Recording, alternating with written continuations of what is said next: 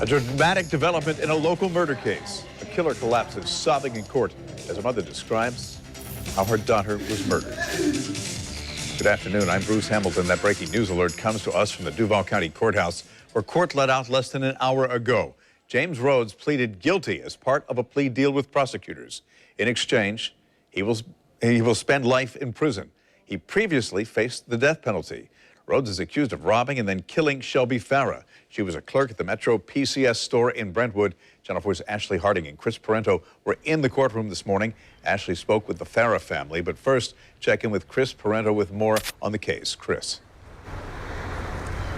Bruce, a very emotional scene inside of the courtroom today as the state attorney read statements from Shelby Farah's siblings, and then Darlene Farah, Shelby's mother, spoke as well. Multiple breaks had to be taken to allow people to compose themselves. James Rhodes collapsed to the courtroom floor in tears during the hearing as Darlene Farah was speaking about her daughter Shelby.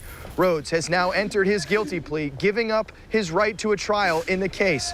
For almost 4 years, Darlene Farah has said she wanted this resolution, life in prison without the chance for parole for James Rhodes. But former state attorney Angela Corey disagreed with her and continued pushing for the death penalty in the case.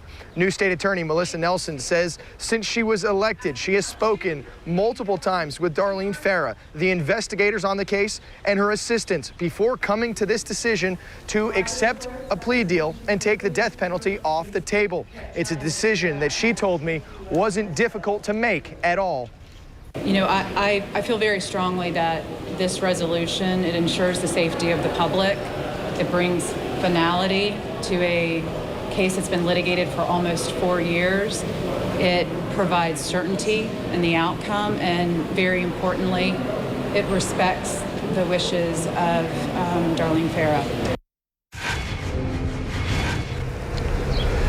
Melissa Nelson also said that she doesn't feel like this case will set a precedent for cases as it relates to the wishes of victims' families. She says that each case and the facts of those cases will determine the circumstances of plea deals or going to trial. My colleague Ashley Harding was also inside court today and has spoken with the family of Shelby Farah, who was very emotional after court let out. Ashley?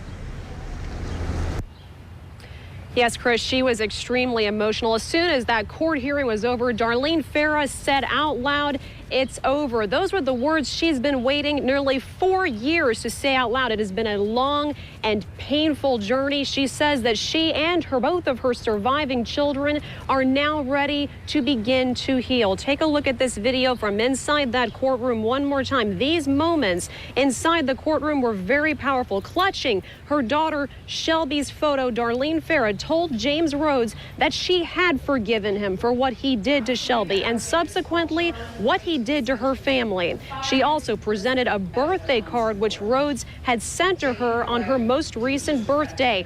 In it, she says he thanked her for fighting to save him from the death penalty, but Farah said this about the moments Rhodes fell to the floor in tears.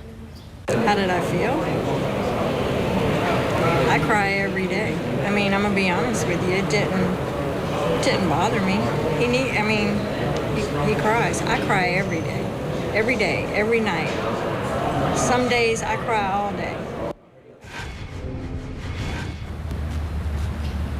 And Darlene Farah says her push to keep the death penalty off the table really was, in her mind, the right thing to do. She says she plans to meet one-on-one with James Rhodes at a different time to further discuss what happened. We'll hear much more from Darlene Farah on the news tonight at 5 o'clock. And, of course, we will have all of this posted on our website, news4jax.com. We're live downtown. Ashley Harding, Channel 4, the local station. Ashley, we've heard from Shelby's brother and younger sister before. Did they have anything to say in court today? You know what, Bruce? They both had victim impact statements that were read out loud by State Attorney Melissa Nelson. Caleb Farah talked openly in that statement about how he now has an 8-month-old daughter who will never know his Aunt Shelby. She will only know her aunt through stories, videos, and pictures. And her younger sister, Nicole, also said she's thinking about all the memories that she's missing without her sister. Proms, her wedding, and when she has children. We'll hear a lot more from this entire family later on. Very emotional, Bruce.